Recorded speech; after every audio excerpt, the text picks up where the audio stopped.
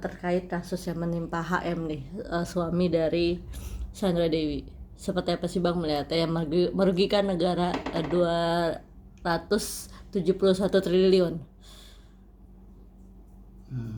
Pendapat saya ya. Mm-hmm.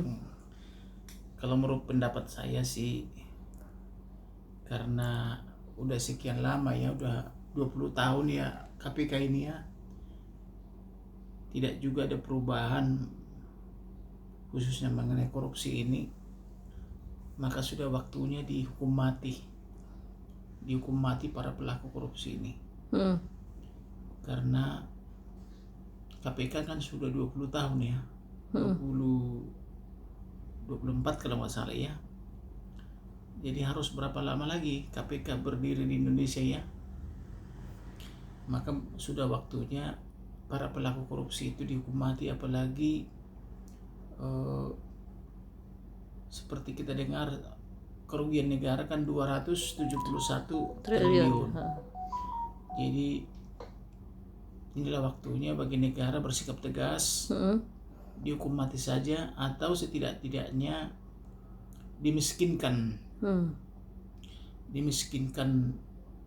pelaku korupsinya, termasuk juga pasangannya, suami atau istrinya, orang tuanya, kakak adiknya dan ponakan-ponakannya, atau semua keluarga itu yang diduga memiliki kaitan dengan dana korupsi tersebut. Jadi jangan lagi mereka sudah korupsi masih berpesta pora. Nah, kemudian juga korupsi ini kan ibaratnya kan melanggar pasal 2, pasal 3, pasal 18 ya.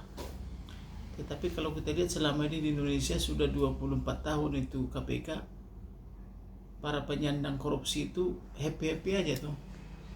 Malah terkesan jaksa sama sipir itu terkesan takut sama pelaku korupsi itu.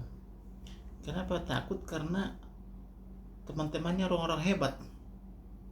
Ibaratnya gini loh, lu macam-macam sama gua, awas lu nanti loh, kan gitu kan. Jadi bukannya petugas sipir itu atau hakim itu atau jaksa sama itu takut sama pelaku korupsi itu, tapi menjadi sangat takut mereka karena teman-temannya nanti takut datang untuk meminta penghakiman gitu loh. Itu. Oke, berarti di sini negara sebenarnya wajib memiskinkan atau mengambil aset-aset yang termasuk HM sama HR nggak sih, yang Crazy Rich Pig itu? Karena dugaan saya ya, korupsi itu kan umumnya dialihkan kepada ayah ibunya, suami atau istri, ponakan-ponakannya dan kakak adiknya. Maka sudah selayaknya mereka dimiskinkan atau tidak-tidaknya dihukum mati. Kalaupun alasannya Mahkamah Konstitusi sudah melarang hukuman mati, tetapi kan sesuai pasal 10 setelah selesai pemidanaan kan masih berlaku hukuman mati kepada orang-orang tertentu atau para pelaku korupsi tertentu. Jadi oleh karena itu, sepanjang belum diadopsi secara terang benderang itu apa yang tercantum dalam pasal 28 Undang-Undang Dasar 45 itu, pasca amandemen pertama dan keempat itu, ada baiknya juga diterapkan hukuman mati tersebut karena masih berlaku gitu. Nah, ini hukumannya apa sih Bang? Biasanya kalau udah ini kan sudah merugikan negara, biasanya hukumannya menurut pasal itu apa Bang? Kalau hukumannya menurut pasal 2 ya, itu minimal setahun, maksimumnya tergantung penilaian hakim. Kalau pasal 3 minimum 4 tahun, maksimumnya tergantung penilaian hakim. Tapi kalau kita lihat seperti ini sudah 24 tahun KPK memberantas korupsi, tidak ada jera-jeranya juga. Malahan KPK sudah terkesan mandul. Karena KPK itu kan berulang kali digembosi atau digerogoti oleh politisi di Senayan. Jadi sekarang KPK itu terkesan nggak bisa apa-apa lagi. Malahan belakangan ini yang menonjol adalah Jaksa Agung. Selama ini kan kalau memberantas korupsi itu kan kepolisian, Tipikor, Krimsus, Jaksa Agung, demikian juga dengan KPK. Kontrol di bawah KPK kan gitu. Tapi kalau kita lihat belakangan ini KPK justru tidak ada apa-apanya lagi. Sebagai contoh misalnya saya laporkan misalnya korupsi di KPK. Itu korupsi 50.000 dibeli tanah dari rakyat nih, 50.000 1 hektar. Tapi kemudian dijual kepada pejabat Bank Indonesia 2.600.000. Dengan catatan anggota-anggota DPR RI yang sekarang itu dibagi duitnya. Ada yang doyan atau yang demen mata uang Amerika Serikat dibagi, ada yang demen mata uang Singapura dibagi mata uang Singapura, yang demen rupiah dibagi. Demikian juga yang demen pakai mobil mewah dibeli dari dari Pluit gitu loh. Tetapi saya laporkan ke KPK tidak jalan lagi. Padahal saksinya itu dari komisaris polisi, penegak hukum di Polda Jawa Timur, kemudian Kombes Pol, kemudian Irjen Pol, Brigjen Pol, sampai dengan advokat dan pejabat pembuat akta tanah itu loh. Belum diperiksa, KPK sudah mengatakan tidak terbukti secara sah dan meyakinkan. Bagaimana tidak terbukti orang yang belum diminta keterangan? Padahal orang-orang itu saya persiapkan mulai dari Kompol, Kombes Pol, Irjen Pol, semuanya udah diminta keterangan belum katanya gitu. Jadi disitulah celakanya, terkesan KPK ini milih-milih untuk jadi korbannya gitu loh. Oke, Bang, nih aku dia ini terjerat sebentar pasal pasal 2 ayat 1, pasal 3 dan pasal 18 ya, Undang-Undang Nomor 31. Nah, Abang melihatnya seperti apa, itu sudah benarkah? Maksudnya sudah Kejagung sudah menetapkan sudah pasal benar. Pasal penerapan pasal 2 itu kan dan pasal 3 dan pasal 18 sudah benar sama mereka. Tetapi yang saya maksudkan efek jerahnya loh. Kok tidak ada selama ini perubahan gitu loh. Maka oleh karena itu waktunya orang Indonesia ini menerapkan hukuman mati. Atau tidak-tidaknya dimiskinkan gitu loh. Dimiskinkan, lalu mereka dikasihlah pekerjaan dengan upah minimum provinsi gitu loh. Jadi mereka tidak hanya ditaruh di kurungan, tapi setiap saat bisa mereka dimanfaatkan membersihkan got, membersihkan taman, membersihkan mengangkut sampah, dengan berbagai pekerjaan-pekerjaan lainnya dengan pengawasan yang sangat ketat gitu loh. Jadi menurut saya itu akan lebih efektif daripada orang itu berjubel-jubel ditaruh di penjara tapi tidak ada gunanya kepada masyarakat gitu loh.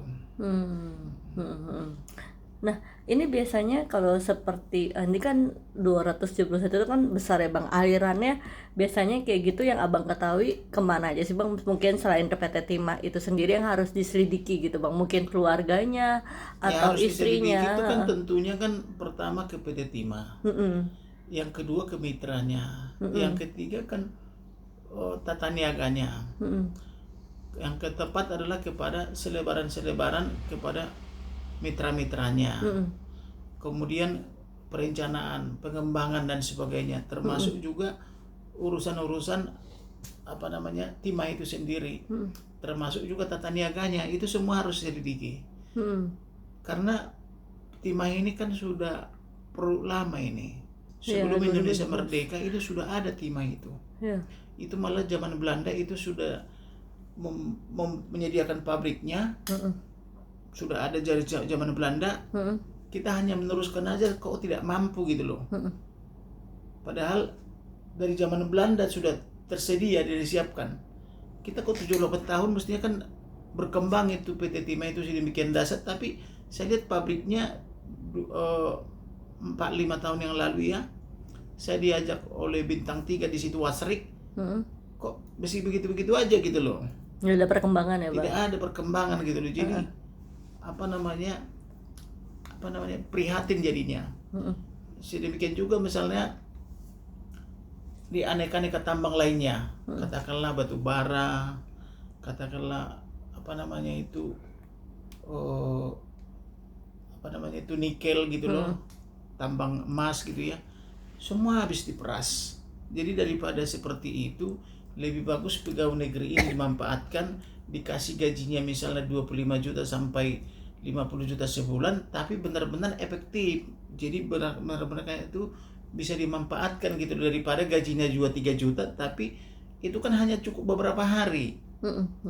Tapi selebihnya mereka mensubsidi diri sendiri gitu loh. Jadi daripada seperti itu tidak efektif toh, lebih bagus pegawai negeri itu diefektifkan tapi menghasilkan yang bermanfaat bagi dirinya sendiri, masyarakat dan keluarga gitu loh.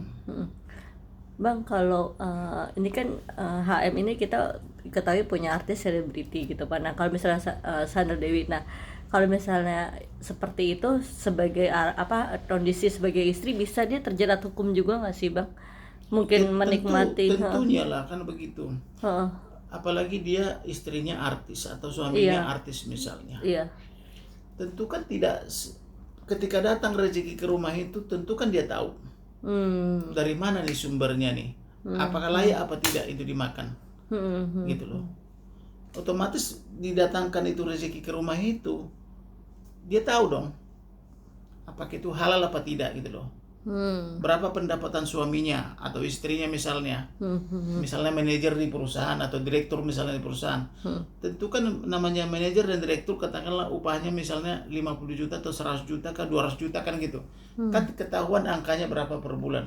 Nah ketika membawa ke rumah lebih daripada itu, otomatis sudah tahu dia bahwa seorang istri atau pasangan itu tahu itu bahwa itu adalah hasil kegelapan gitu loh, apalagi dipakai berpura-pura. Nah inilah saatnya masyarakat kita juga harus dididik berpakaian yang sederhana atau minimal seperti ini. Produksi lokal ini horas poriu gitu loh, jadi tidak perlu berlebihan gitu loh. Jadi untuk apa misalnya pakai cincin yang mewah-mewah, yang glamor gitu loh, tapi sebentar lagi disandra KPK atau disandra oleh Jaksa Agung atau disandra oleh kepolisian gitu loh. Jadi lebih bagus kita apa adanya, tidak berlebihan tetapi bermanfaat bagi masyarakat. Apalagi artis ini kan contoh, artis dan bintang film itu kan contoh. Kalau mereka memberikan contoh yang tidak baik kepada masyarakat, nanti masyarakat jadi apa? Karena masyarakat itu kan melihat apa yang ditonton itu kan artis dan bintang film. Sedangkan mereka itu hidupnya tidak karu-karuan gitu loh. Jadi otomatis yang dilihat seperti itu, yang dicontoh juga seperti itu gitu loh. Jadi lebih bagus misalnya masyarakat itu dididik harus bekerja keras. Lihat nih akibatnya, orang bekerja keras jadi sukses begini. Sedangkan ini hura-hura gitu loh kan. Tapi kalau hura-hura terus yang dipamer gitu loh, bagi-bagi hadiah dan sebagainya, tahu-tahu hasil kegelapan juga kan tidak baik gitu loh. Berarti ini ada kemungkinan istri dan keluarga kakak beradinya akan diperiksa juga ya Bang, terkait kasus. Harusnya begitu. Jadi istrinya, suaminya itu harus diperiksa. Kemudian juga orang tuanya, ayah ibunya, kakak adiknya, kemudian anak-anaknya sama iparnya semua harus diperiksa. Karena termasuk kroninya, karena bisa saja mereka itu sudah diantisipasi ke situ. Bahkan misalnya pejabat-pejabat itu cenderung dia kalau membeli sesuatu, katakanlah berupa rumah, dia tidak dibalik nama dulu, misalnya PPJB dulu gitu loh. PPJB selama 5 tahun 10 tahun udah pensiun baru balik nama gitu loh. Itu kan kejahatan gitu loh. Bang, 2 pertanyaan terakhir ini kan tersangkanya HM ini sedang di Kejagung dan di isolasi, kurang lebih di bahasa isolasi selama 7 hari. Itu memang maksudnya di 20 hari tapi 7 hari tidak isolasi, tidak boleh dijenguk dan lain-lainnya. Memang peraturan yang Abang tahu Kejagung seperti itu atau seperti apa sih Bang? Ya memang. Atau itu teknis aja gitu Bang? Memang setahu saya sih Jaksa Agung berhak itu KPK juga punya kewenangan untuk itu. Tetapi selain daripada itu lebih efektif lagi apabila dimiskinkan dan dihukum mati daripada hanya dihukum misalnya 7 hari tidak boleh dikunjungi oleh siapapun, terkesankan hanya 7 hari atau 14 hari gitu. Daripada seperti itu lebih bagus dimiskinkan atau dihukum mati gitu loh. Berarti abang ikut mengecam juga ya pelaku koruptor. Iya dong, korupsi karena kenapa namanya kita kerja keras nih setiap hari ya. Dan begitu sulitnya mencari uang. Bahkan orang-orang Indonesia itu banyak saya kasih gratis di sini. Yang bisa membayar saya pungut juga biaya, yang tidak bisa membayar juga saya layani gitu ya. Tapi bagaimana orang ini kok hidupnya hura-hura gitu loh. Terkesannya mewah-mewah gitu loh, tapi buntut-buntutnya tidak enak atau ditangkap korupsi gitu loh. Inilah yang tidak baik menurut saya. Saya kalau dari dulu saya udah katakan ya, kalau saya mau dari 2011 saya ditawari uang berapa ratus miliar cukup beli komplek ini kalau waktu itu ya, kalau saya mau. Tapi saya nggak mau. Untuk apa uang seperti itu? Saya bilang saya masih bisa kerja. Terus 2016 ditawari juga, saya nggak mau. Oleh bendahara umum partai dan ketua umumnya 27-30 miliar ditawari, nggak mau saya. Demikian juga 2022 ya, bolak-balik ini bintang satu itu mengantar ke sini. Ada nilai nih, saya bawa satu mobil mobil Amerika nih, uangnya uang Amerika, ambil lagi katanya. Saya tidak mau. Saya bilang buat kau lah itu. Bilang aja sama udah diterima, bilang buat kau, saya bilang. Dia pun nggak berani terima, akhirnya uangnya kembali. Jadi menurut saya itu tergantung sikap kita. Apa mau disuap atau mau hidup sederhana gitu loh. Malah kantor saya ini nggak saya taruh pelang kok. Nggak ada pelang di sini. Iya, nggak ada pelang, benar. Nah, nomor 10 sampai 12 hanya itu aja. Tapi tidak pernah berhenti di sini tamu. Baru saja keluar tamu kan langsung masuk kalian gitu. Ntar lagi juga ada tamu lagi. Nah, karena tujuan kita melayani sebanyak-banyaknya. Tapi kalau orang misalnya mau mencari kaya, ya taruh pelang, bikin apa gitu loh. Tujuannya di situ kan, ya terserah dia. Tapi kalau kita kan melayani orang sebanyak-banyaknya untuk tujuan mendapatkan keadilan dan memberikan rasa keadilan gitu loh. Jadi dalam hukum itu keadilan, kepastian hukum dan kemanfaatannya gitu loh harus terpenuhi minimal gitu loh. Oke, mungkin terakhir Bang, mungkin ada pesan-pesan mungkin buat pelaku koruptor atau buat Kejagungnya sendiri atau pemerintah harus apa? Jadi pesan saya kepada masyarakat ya, inilah masyarakat harus mampu melihat yang bermewah-mewah itu, yang hura-hura itu tidak baik. Demikian juga kepada artis dan para bintang film juga, ajarkanlah masyarakat kita itu hidup sederhana. Waktunya kita hidup sederhana, tidak perlu lagi harus hidup mewah, harus hura-hura dan sebagainya. Demikian juga kepada Jaksa Agung dan pemerintah juga, ajarkanlah masyarakat itu hidup sederhana. Jangan misalnya seperti sekarang misalnya terkesan hidupnya sederhana, tapi di balik itu banyak juga yang digelapkan gitu loh. Contohnya pemerintah sekarang gitu loh, kesannya sederhana tapi di luar negeri banyak juga di penggelapannya, ramai di sana. Demikian juga para menteri-menteri itu kan kesannya sederhana tapi bangunannya 1 orang 1 triliun lebih gedung-gedungnya gitu loh kan. Saya tahu itu, nggak usah sebutkan di sini ya. Banyak menteri-menteri itu gedungnya 1 triliun itu lebih, 1 triliun lebih. Tapi hidupnya selama ini adalah tentara atau polisi misalnya. Tapi kemudian hidupnya bermiliar-miliar bahkan triliunan kan gitu loh. Itulah menjadi tidak baik kepada masyarakat kita gitu loh. Jadi oleh karena itu waktunya hidup sederhana, tidak perlu karena harus berlebihan gitu loh. Oke. Iya. Terima kasih Bang.